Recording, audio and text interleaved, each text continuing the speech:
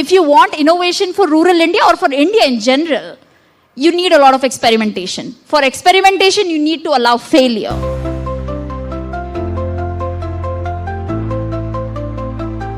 How do we prepare the youth in rural India to partake in India's transformation over a period of time across all the three sectors? How do we skill them? How do we bring good quality education, good quality healthcare amongst others, and prepare them? And how do we perhaps create a hub and spoke kind of model so that the delivery of these services, the quality of these services is efficient and effective? Well, all the business leaders sitting in this room, I'm speaking to you in three capacities.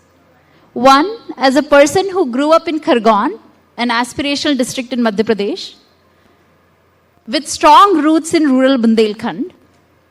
Two, a person who studied at IIT Delhi and UC Berkeley, so kind of national innovation hub and international innovation hub.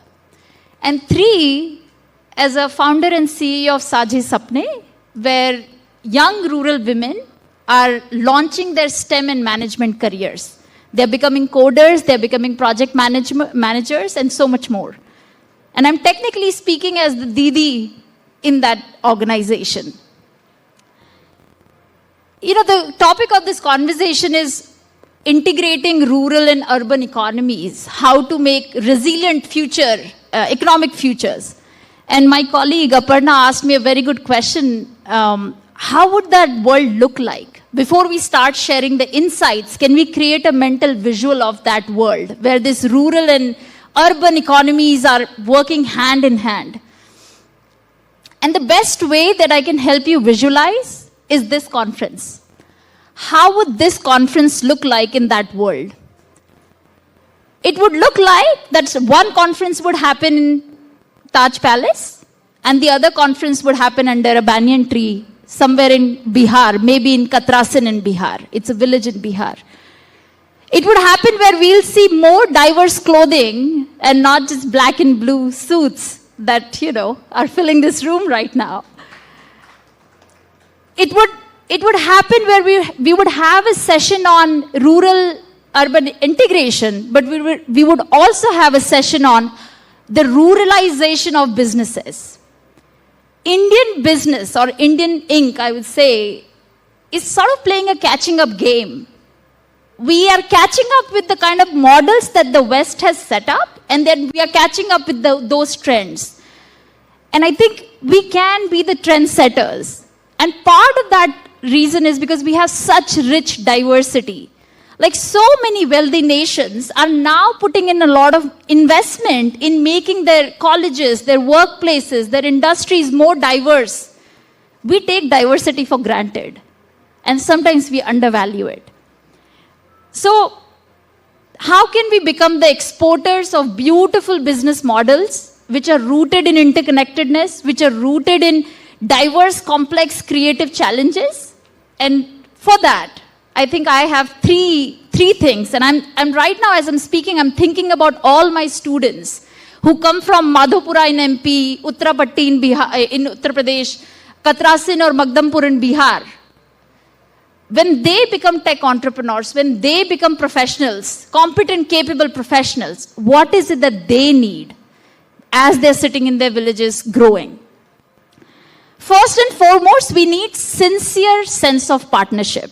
We want to break this triangle or a cycle of oppressor, oppressed, and protector, where, urban industry becomes the protector. It takes the role of protector, while rural becomes oppressed. And somewhere we keep shifting the blame of who is the oppressor. We need to break this cycle and have a sincere sense of partnership that there is so much that we need to learn from rural India and be better. You need a lot of paisa. So one is partnership, second is paisa. And I think everyone in this room understands paisa. We need funding for failure. And if a lot of corporate is sitting here, there is already a beautiful mandate we have, CSR mandate. And yet, we do not take big, bold bets to support experiments. If you want innovation for rural India or for India in general, you need a lot of experimentation. For experimentation, you need to allow failure. I mean, Silicon Valley, we talk about it in terms of as a parallel to innovation. Statistically, as per 2023, 90% of startups in Silicon Valley fail. And yet, the capital that comes into Silicon Valley doesn't drop. Where is that failure capital? Where is that innovation capital? Where is this genuine experimentation capital in our corporate India or in India in general? So we need funding for failure. In terms of products and processes, during COVID, a lot of edtech solutions emerged in India. Hardly any edtech solution actually worked for villages. तो हमारे देश में पैसों की कमी नहीं है, talent की कमी नहीं है, इनोवेशन की भी कमी नहीं है. If we want, we can create innovations that can reach masses. UPI is one of that, one of those innovations that have gone to many countries now. We do not trust the potential of the rural people. So, the best of our minds create the most suboptimal solutions for rural India. Matlab, 30 years ago, the solution came for rural women, silai kadai bunai. 30 years later, the government and the NGOs and the companies are still stuck at silai kadai bunai. So while we are talking about AI, we are not talking about कि 19 साल की लड़की जो गांव में बैठी है, what is her career trajectory? We are still talking for her livelihood. How can she get ad hoc income instead of a long-term growth pathway?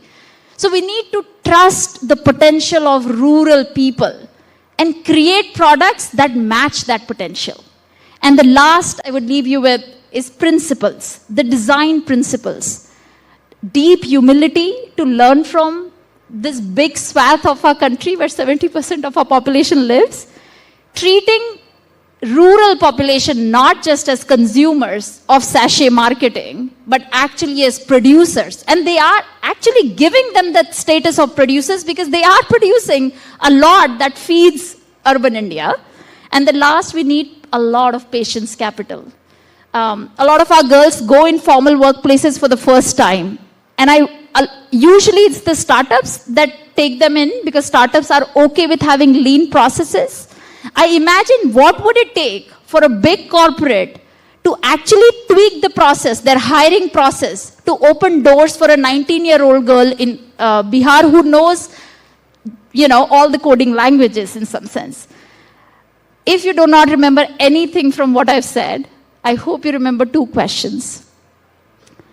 अगर आज़ादी की लड़ाई अभी चल रही होती, तो इंडियन कॉर्पोरेट कैसे उसमें हिस्सा लेती? Think about that, because right now we are in an independence struggle where a big part of our country doesn't get the dignity it deserves. And if not that question, again, I'm going to quote my colleague Aparna. She said, almost every person in this room, 3 or 4 generations back, their roots are in some village. I'm asking you, are you ready to come back home? Thank you.